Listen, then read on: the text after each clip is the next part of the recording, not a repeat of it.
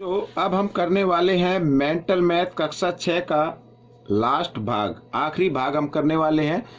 यानी अध्याय 2 मैंने लिया है पूर्ण संख्याएं, और उसके आखिरी भाग क्या कहता है आइए उसको भी हल कर लेते हैं। मैं हूं हरी सर और आप देख रहे हैं मेरा YouTube channel maths with Hari sir special Hindi medium के बच्चों के लिए। तो आइए करना शुरू करते हैं। तो यहाँ पर बच्चों प्रश्न नंबर 34 पर हम पहुँच चुके हैं और इसको हल कर लेते हैं। प्रश्न नंबर 34, जी हाँ, देखो मान बताना है। अब हमारे पास ठीक वैसे ही है, यहाँ पर एक पद, दो और तीन। तो तीनों पदों में कॉमन संख्या क्या है उसको हम क्या कर लेते हैं, ले लेते हैं यहाँ पर कॉमन, ठीक है ना। तो 8937 है, बाकी बचा यहाँ पर 648, जमा का निशान है, 122 बच गया, जमा है फिर आगे, फिर 230 बच गया। अब आप इसको कर सकते हैं हल।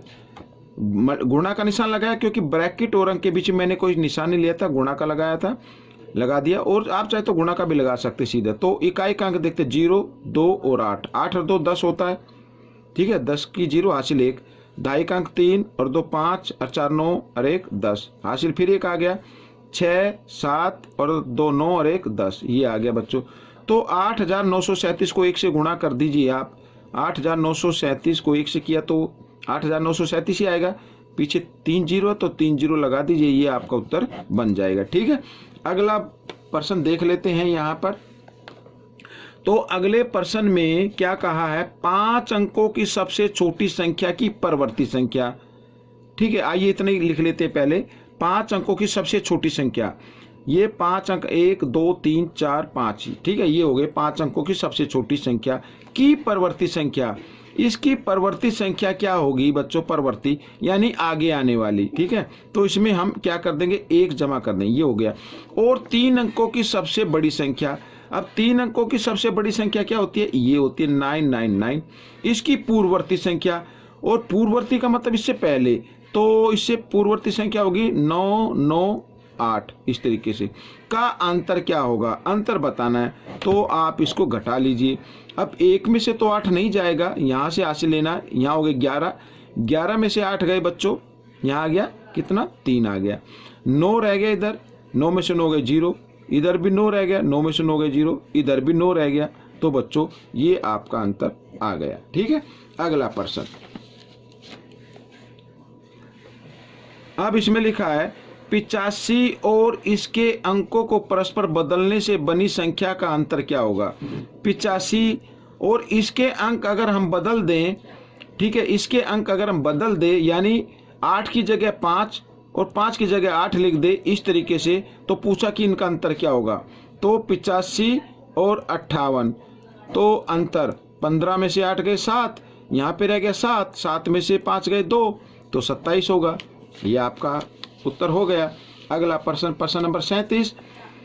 प्रश्न नंबर 37 में 2 अंकों की वह छोटी से छोटी संख्या ज्ञात करें, ठीक है, जिसे बिंदुओं की सहायता से रेखा, त्रिभुज और आयत तीनों रूपों में दर्शा सकते हैं, ठीक है। 2 अंकों की वह छोटी से छोटी संख्या, 2 अंकों की छोटी से छोटी संख्या तो होती है बच्चों 10।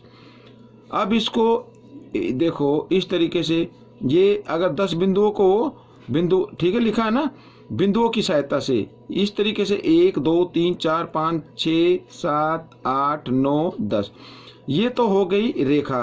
त्रिभुज भी बना सकते हैं बच्चों, त्रिभुज भी अगर आप चाहें तो यहाँ पर 1 2 3, ठीक है, और 4 5 6 7 8 9 10 इस तरीके से कर लीजिए, ये त्रिभुज हो जाएगा। आयत भी बना सकते हैं, तो वह छोटी से छोटी संख्या क्या होगी, 10 होगी, ठीक है ना।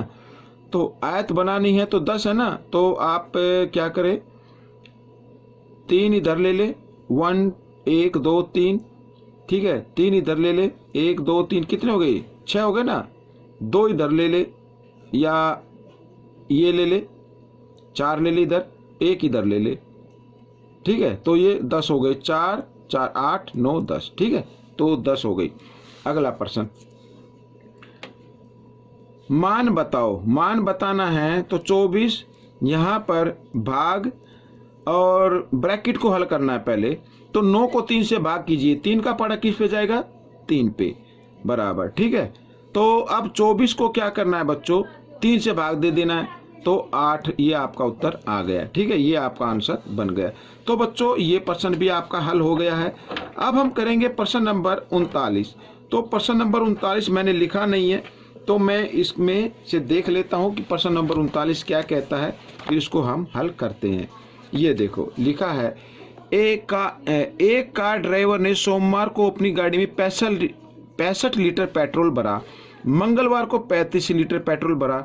यदि पेट्रोल का मूल्य 89 रुपये प्रति लीटर हो तो ड्राइवर ने पेट्रोल पर कितना खर्च किया।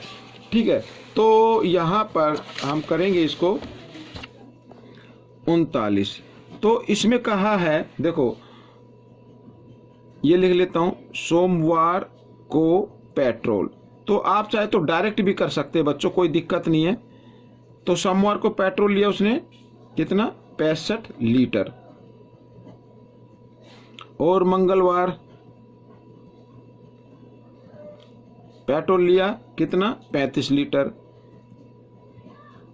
तो कुल कितना हो गया, यहां पर ऐड कर लीजिए, 5 और 5 10 की 0 हासिल 1, 6 3 9 और 1 10, 100 लीटर लिया बच्चों।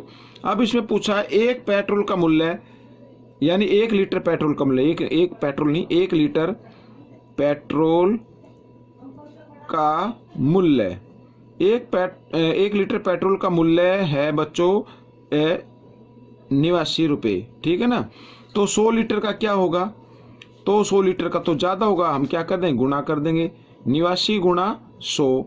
तो 89 को 1 से गुणा करो तो 89 ही आएगा, इसके पीछे 2 जीरो तो 2 जीरो, तो बच्चों ये आ गया 8,900 रुपये। ठीक है, ये आपका प्रश्न नंबर 39 हल हो गया।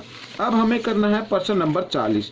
तो प्रश्न नंबर 40 भी बच्चों यहाँ पर मैं आपको ये करके दिखाता हूँ, इधर मैंने लिखा हुआ है। ठीक है, प्रश्न नंबर 40, यहाँ पर ये कुछ प्रश्न पहले से ही ऑलरेडी हैं, तो इनको नहीं दिखा रहा हूँ मैं। प्रश्न नंबर 40 करना है, ये देखिए। तो प्रश्न नंबर 40 में हमें क्या करना, मान ज्ञात करना है। तो बोर्ड मास का नियम से कीजिए, 10 जमा, पहले क्या करना, भाग को हल करना है। तो 40 8 के पाड़े में कहाँ पे आएगा, 5 पे आएगा, तो 5 लिख दीजिए, गुणा 2 घटा 9।